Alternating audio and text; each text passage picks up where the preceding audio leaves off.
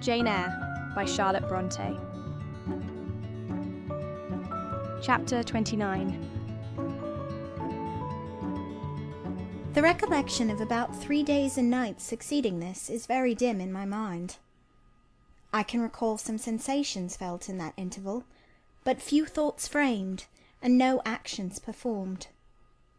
I knew I was in a small room, and in a narrow bed. To that bed I seemed to have grown. I lay on it motionless as a stone, and to have torn me from it would have been almost to kill me. I took no note of the lapse of time, of the change from morning to noon, from noon to evening.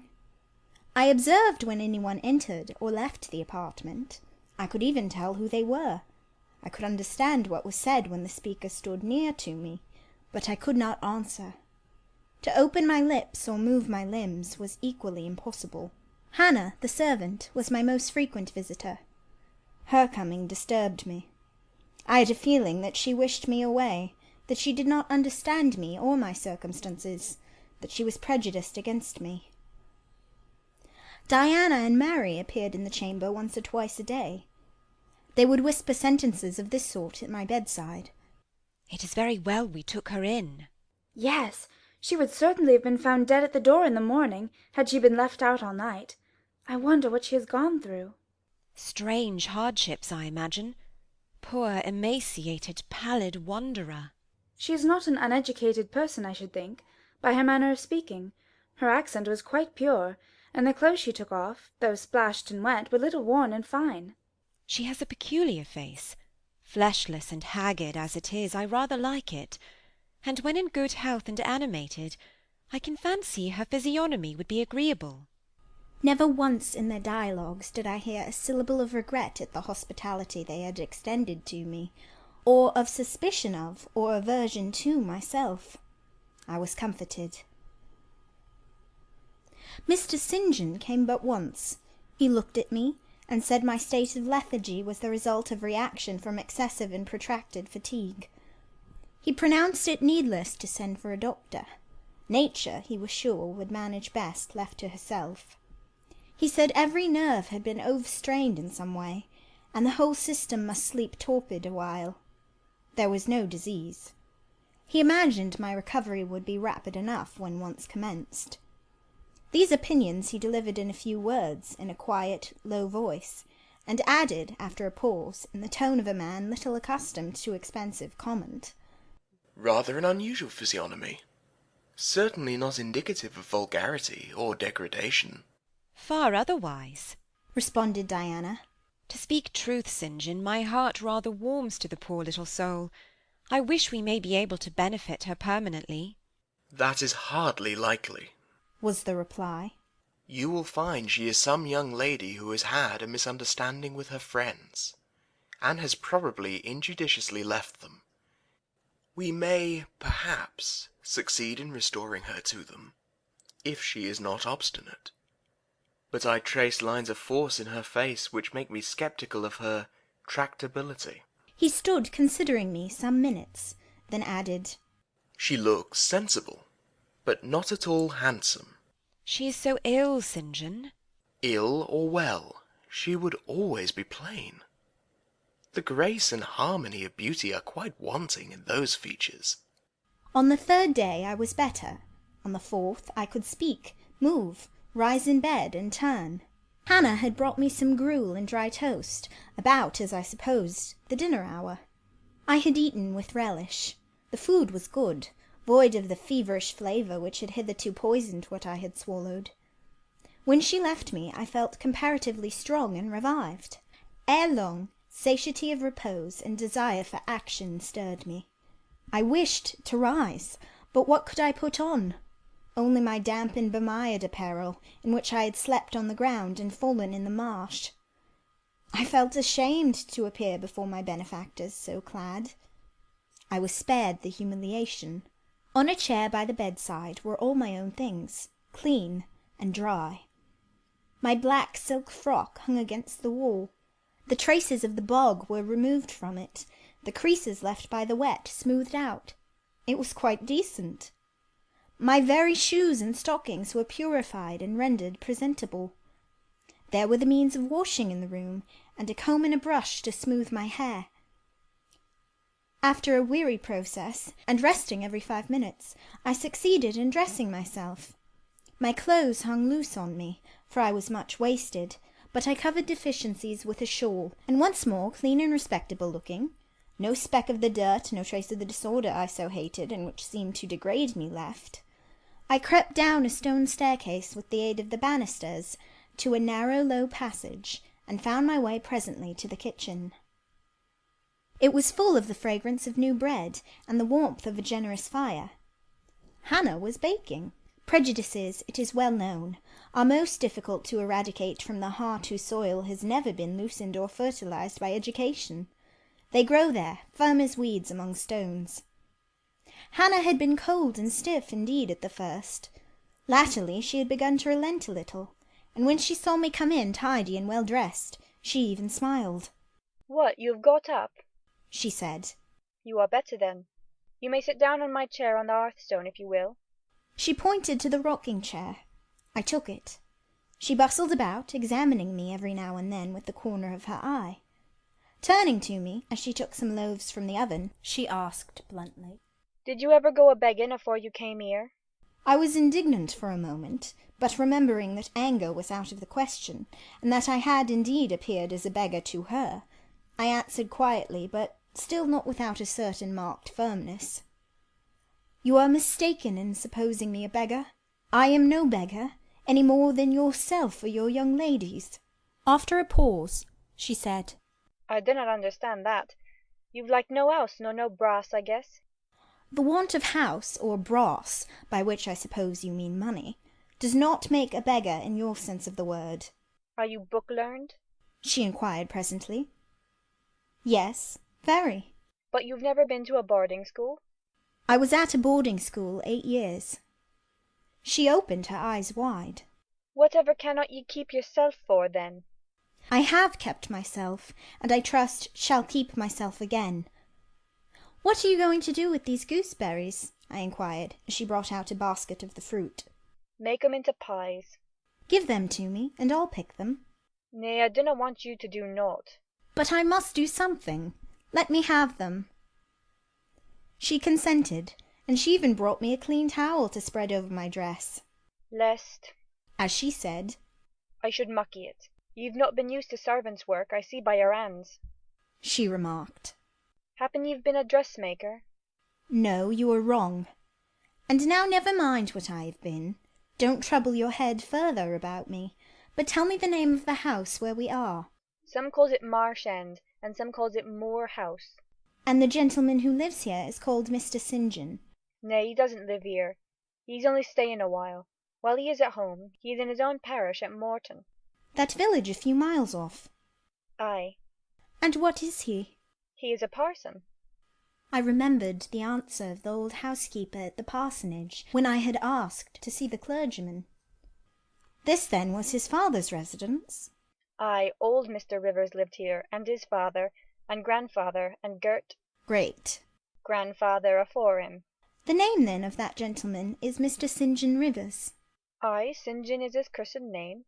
"And his sisters are called Diana and Mary Rivers?" "Yes." "Their father is dead?" "Dead 3 weeks sin of a stroke." "They have no mother?" "The mistress has been dead this many a year." "Have you lived with the family long?" "I've lived here 30 year. I nursed them all 3. "That proves you must have been an honest and faithful servant. I will say so much for you, though you have had the incivility to call me a beggar." She again regarded me with a surprised stare. "I believe," she said, "I was quite mistaken in my thoughts of you, but there is so many cheats goes about, you mun forgive me." "And though," I continued rather severely, "you wished to turn me from the door, on a night when you should not have shut out a dog." "Well, it was hard, but what can a body do? I thought more of the children nor myself, poor things. They've like nobody to take care of 'em but me. I'm like to look sharpish." I maintained a grave silence for some minutes. "You munna think too hardly of me," she again remarked. "But I do think hardly of you," I said, "and I'll tell you why. Not so much because you refused to give me shelter, or regarded me as an impostor, as because you just now made it a species of reproach that I had no brass and no house. Some of the best people that ever lived have been as destitute as I am, and if you are a Christian, you ought not to consider poverty a crime." "No more I ought," said she. "Mr. St. John tells me so too, and I see I were wrong, but I've a clear different notion on you now to what I had. You look a right down decent little crater." "That will do. I forgive you now. Shake hands." She put her floury and horny hand into mine. Another and heartier smile illumined her rough face, and from that moment we were friends. Hannah was evidently fond of talking. While I picked the fruit and she made the paste for the pies, she proceeded to give me sundry details about her deceased master and mistress, and "the childer," as she called the young people. Old Mr. Rivers, she said, was a plain man enough, but a gentleman, and of as ancient a family as could be found. Marsh End had belonged to the Rivers ever since it was a house, and it was, she affirmed, "aboon 200 year old, for all it looked but a small humble place, not to compare with Mr. Oliver's grand old down in Morton Vale. But she could remember Bill Oliver's father a journeyman needle-maker, and the Rivers wore gentry in the old days o' the Henrys, as anybody might see by looking into the registers in Morton Church vestry." Still, she allowed, "The old master was like other folk, not mitch out of the common way, stark mad o' shooting and farming and such like." the mistress was different. She was a great reader, and studied a deal, and the "bairns" had taken after her. There was nothing like them in these parts, nor ever had been. They had liked learning, all three, almost from the time they could speak, and they had always been "a mak of their own." Mr. St. John, when he grew up, would go to college and be a parson, and the girls, as soon as they left school, would seek places as governesses, for they had told her their father had some years ago lost a great deal of money by a man he had trusted turning bankrupt, and as he was now not rich enough to give them fortunes, they must provide for themselves. They had lived very little at home for a long while, and were only come now to stay a few weeks on account of their father's death. But they did so like Marsh End and Morton, and all these moors and hills about. They had been in London, and many other grand towns, but they always said there was no place like home. And then they were so agreeable with each other, never fell out, nor "threeped." She did not know where there was such a family for being united. Having finished my task of gooseberry picking, I asked where the two ladies and their brother were now. "Gone over to Morton for a walk, but they will be back in half an hour to tea." They returned within the time Hannah had allotted them. They entered by the kitchen door. Mr. St. John, when he saw me, merely bowed and passed through. The two ladies stopped. Mary, in a few words, kindly and calmly expressed the pleasure she felt in seeing me well enough to be able to come down. Diana took my hand. She shook her head at me. "You should have waited for my leave to descend," she said. "You still look very pale, and so thin. Poor child, poor girl." Diana had a voice toned to my ear like the cooing of a dove. She possessed eyes whose gaze I delighted to encounter. Her whole face seemed to me full of charm. Mary's countenance was equally intelligent, her features equally pretty, but her expression was more reserved, and her manners, though gentle, more distant. Diana looked and spoke with a certain authority. She had a will, evidently. It was my nature to feel pleasure in yielding to an authority supported like hers, and to bend, when my conscience and self-respect permitted, to an active will. "And what business have you here?" she continued. "It is not your place. Mary and I sit in the kitchen sometimes, because at home we like to be free, even to licence. But you are a visitor, and must go into the parlour." "I am very well here." "Not at all, with Hannah bustling about and covering you with flour." Besides, the fire is too hot for you," interposed Mary. "To be sure," added her sister. "Come, you must be obedient." And still holding my hand, she made me rise, and led me into the inner room. "Sit there," she said, placing me on the sofa, "while we take our things off and get the tea ready. It is another privilege we exercise in our little moorland home, to prepare our own meals when we are so inclined, or when Hannah is baking, brewing, washing, or ironing. She closed the door, leaving me solace with Mr. St. John, who sat opposite, a book or newspaper in his hand. I examined first the parlour, and then its occupant. The parlour was rather a small room, very plainly furnished, yet comfortable because clean and neat. The old-fashioned chairs were very bright, and the walnut-wood table was like a looking-glass.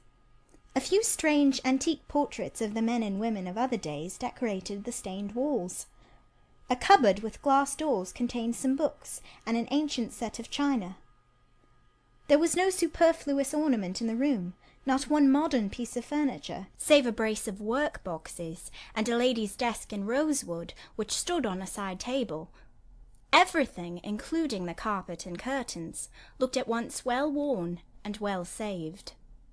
Mr. St. John, sitting as still as one of the dusty pictures on the walls, keeping his eyes fixed on the page he perused, and his lips mutely sealed, was easy enough to examine.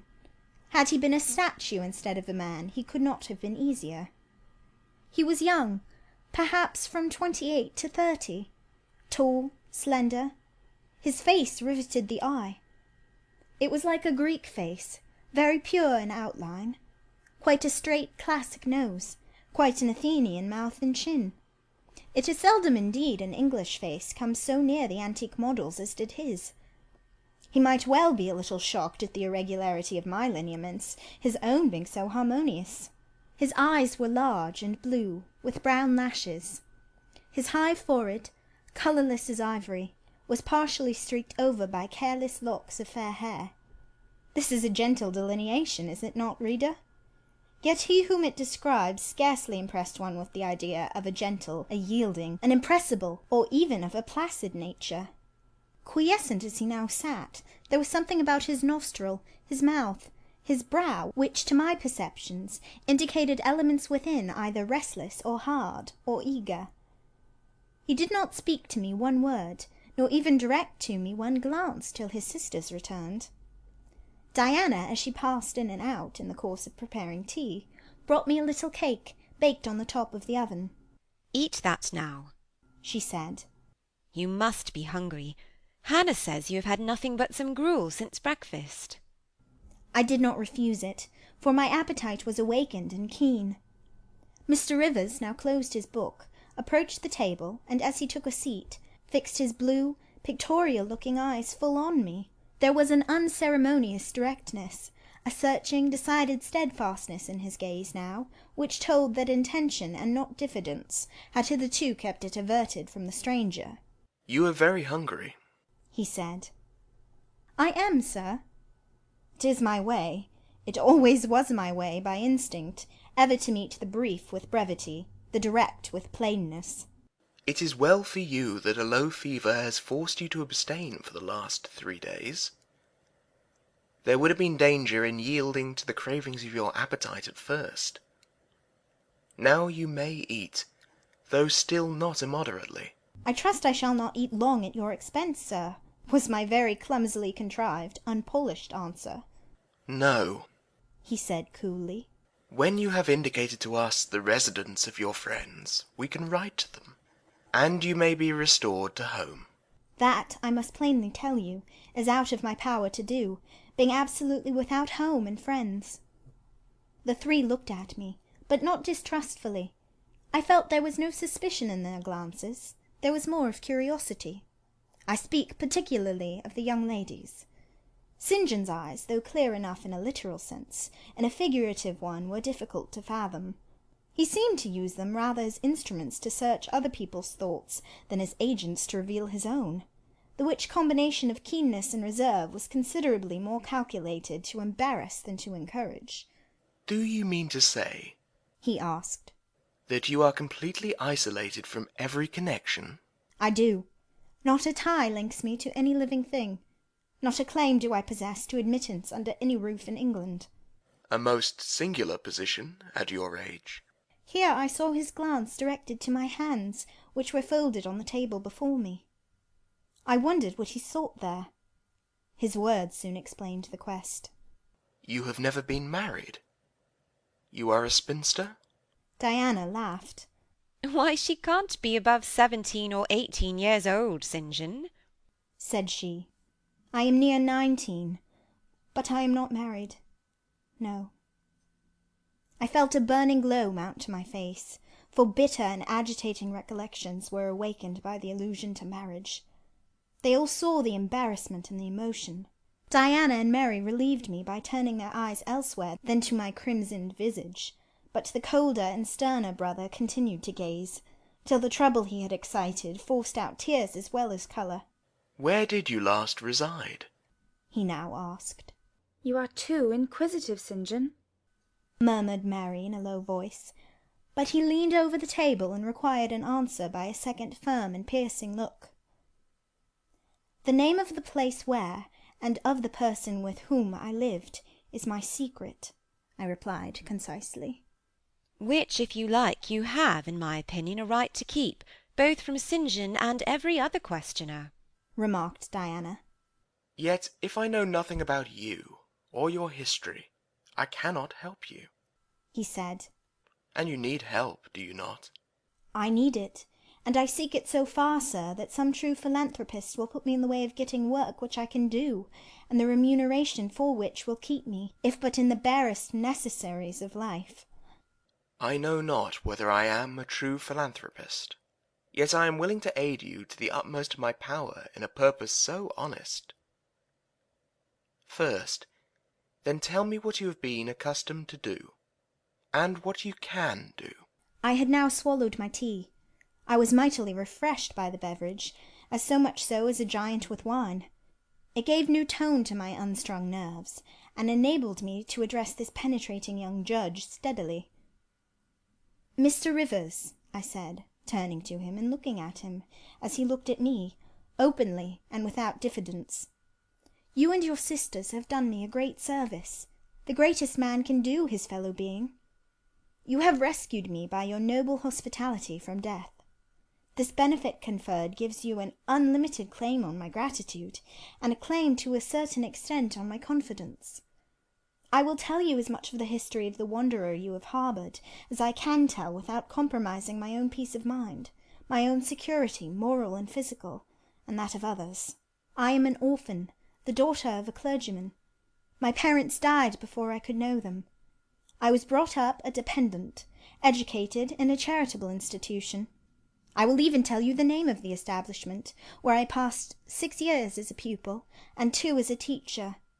Lowood Orphan Asylum, Shire. You will have heard of it, Mr. Rivers. The Reverend Robert Brocklehurst is the treasurer." "I have heard of Mr. Brocklehurst, and I have seen the school." "I left Lowood nearly a year since to become a private governess. I obtained a good situation, and was happy. This place I was obliged to leave 4 days before I came here. The reason of my departure I cannot and ought not to explain. It would be useless, dangerous, and would sound incredible. No blame attached to me. I am as free from culpability as any one of you 3. Miserable I am, and must be for a time, for the catastrophe which drove me from a house I had found a paradise was of a strange and direful nature. I observed but 2 points in planning my departure: speed, secrecy. To secure these I had to leave behind me everything I possessed except a small parcel, which, in my hurry and trouble of mind, I forgot to take out of the coach that brought me to Whitcross. To this neighbourhood, then, I came, quite destitute. I slept 2 nights in the open air, and wandered about 2 days without crossing a threshold. But twice in that space of time did I taste food, and it was when brought by hunger, exhaustion, and despair almost to the last gasp, that you, Mr. Rivers, forbade me to perish of want at your door, and took me under the shelter of your roof. I know all your sisters have done for me since, for I have not been insensible during my seeming torpor, and I owe to their spontaneous, genuine, genial compassion as large a debt as to your evangelical charity." "Don't make her talk any more now, St. John," said Diana, as I paused. "She is evidently not yet fit for excitement. Come to the sofa and sit down now, Miss Elliot." I gave an involuntary half-start at hearing the alias. I had forgotten my new name. Mr. Rivers, whom nothing seemed to escape, noticed it at once. You said your name was Jane Elliot, he observed. I did say so, and it is the name by which I think it expedient to be called at present. But it is not my real name, and when I hear it, it sounds strange to me. Your real name you will not give? No, I fear discovery above all things, and whatever disclosure would lead to it, I avoid. You are quite right, I am sure, said Diana. Now do, brother, let her be at peace a while. But when St. John had mused a few moments, he recommenced, as imperturbably and with as much acumen as ever. You would not like to be long dependent on our hospitality. You would wish, I see, to dispense as soon as may be with my sister's compassion, and above all, with my charity. I am quite sensible of the distinction drawn, nor do I resent it. It is just. You desire to be independent of us. I do. I have already said so. Show me how to work or how to seek work. That is all I now ask. Then let me go, if it be but to the meanest cottage. But till then allow me to stay here. I dread another essay of the horrors of homeless destitution. Indeed you shall stay here, said Diana, putting her white hand on my head. You shall, repeated Mary, in the tone of undemonstrative sincerity which seemed natural to her. My sisters, you see, have a pleasure in keeping you, said Mr. St. John. As they would have a pleasure in keeping and cherishing a half-frozen bird some wintry wind might have driven through their casement. I feel more inclination to put you in the way of keeping yourself, and shall endeavour to do so. But observe, my sphere is narrow. I am but the incumbent of a poor country parish. My aid must be of the humblest sort. And if you are inclined to despise the day of small things, seek some more efficient succour than such as I can offer. She has already said that she is willing to do anything honest she can do, answered Diana for me. And you know, St. John, she has no choice of helpers. She is forced to put up with such crusty people as you. I will be a dressmaker. I will be a plain workwoman. I will be a servant, a nurse-girl, if I can be no better, I answered. Right, said Mr. St. John, quite coolly. If such is your spirit, I promise to aid you in my own time and way. He now resumed the book with which he had been occupied before tea. I soon withdrew, for I had talked as much and sat up as long as my present strength would permit. End of chapter 29.